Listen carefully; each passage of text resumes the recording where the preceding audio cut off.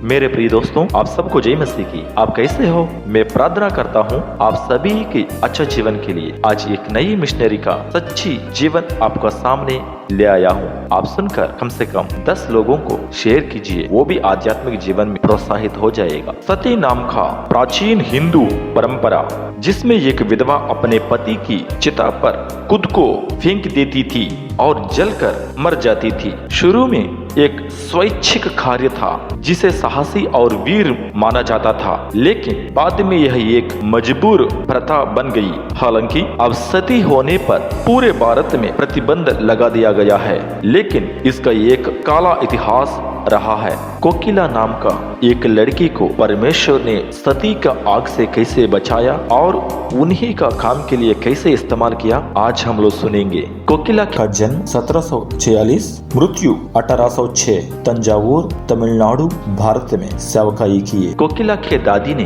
प्यार भरी देखभाल के साथ लाया गया और सबसे अच्छी शिक्षा दी गई। एक युवा लड़की के रूप में वह मेहनती, दृढ़ और निपुण थी। उस छोटी उम्र में भी उन्होंने सहानुभूति की भावना दिखाई और सभी के प्रति दयालु और कोमल थी। साथ ही वह समकालीन और निर्भक थी। रीति रिवाजों और अंधविश्वासों के खिलाफ मुखर विचारों के साथ विशेष रूप से उस समय की महिलाओं के उपचार के बारे में विशेषताएं बताती है कि वह एक दिन संदिग्ध महिला बनेंगी। कोकिला प्रमुख मराठा ब्राह्मण परिवार से थी। उनकी शादी के कुछ समय बाद उनके पति, जो तंजावुर के शाही दरबार में काम करते थे, लेकिन अचानक उन्हीं की मृत्यु हो गई जब उन्हें सती करने के लिए मजबूर किया जा रहा था।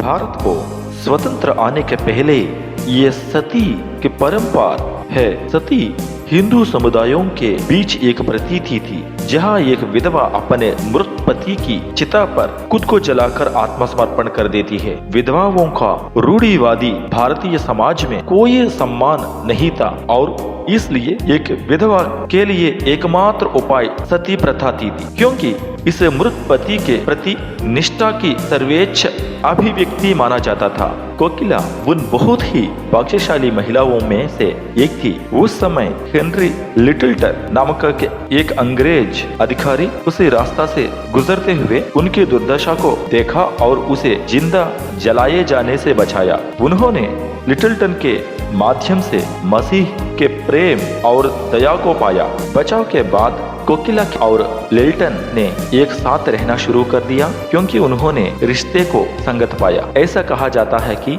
इस गाढ़ समझदारी से उन्हें एक बेटा हुआ। हालांकि वे ब्रिटिश प्रोटेस्टेंट ईसाई होने के नाते लिटिलटन ने इन्हें ईसाई सिद्धांत से परिचित कराना शुरू किया, जिसे उन्होंने पूरे दिल से आत्मसात किया और अपनाया। कुछ दिनों के बाद में लिटिलटन की मौत हो गया। कोकिला बहुत निराशा में था, लेकिन लिटिलटन जो परमेश्वर को परिचय किया, उन्हीं को ऊपर भरोसा रखते हुए प्रार्थना करते हुए पश्चाताप के साथ मन परिवर्तन किया, परमेश्वर का काम करने के लिए अपना पूरा जीवन समर्पित किया। सन 1778 में क्रिश्चियन फ्रेडरिक, जो तमिलनाडु में सेवकाई कर रहे थे, ने उन्हें बपतिस्मा दिया और उन्हें क्लेरिंडा का नामकरण किया। बपतिस्मा के तुरंत बाद क्लेरिंडा ने खुद को तमिलनाडु के कई हिस्सों में मिशनरी सेवा के लिए अपने आप को प्रतिबंध किया। वह पालायम कोट्टाई जगह चले गई और विशेष रूप से विधवाओं, अनाथों और वंचित महिलाओं के बीच सेवा की। वह एक छोटी मंडली इकट्ठा करने में सफल रही और आराधना सेवाओं का संचालन करने लगी। सन 1785 में पास्टर फ्रेडरिक ने क्लेरिंडा द्वारा निर्मित चर्च का उद्घाटन करने के लिए पालायम कोट्टाई को दौरा किया और इसका नाम क्लेरिंडा चर्च रखा। क्लेरिंडा ने पालायम कोट्टाई के पड़ोसी गांवों में चर्च और स्कूलों का निर्माण भी किया। क्लेरिंडा ने एक तेज आध्यात्मिक धारण के साथ एक उल्लेखनीय जीवन महिला थी। वह आदर्श और वास्तविकता के बीच एक मध्यम मार्ग को अपनाकर एक ऐसे चर्च की स्थापना करने में सफल रही, जहां बिना कोई भी भेदभाव का सभी के साथ समान व्यवहार किया जाता था। अपने सेवकाई के दौरान उन्हें हिंदुओं से असंख्य कठिनाइयों का, राजनीतिक अस्थिरता का और सामाजिक अन्याय का सामना करना पड़ा। फिर भी वह अपने मिशन सेवा में बेपरवाह बनी रही।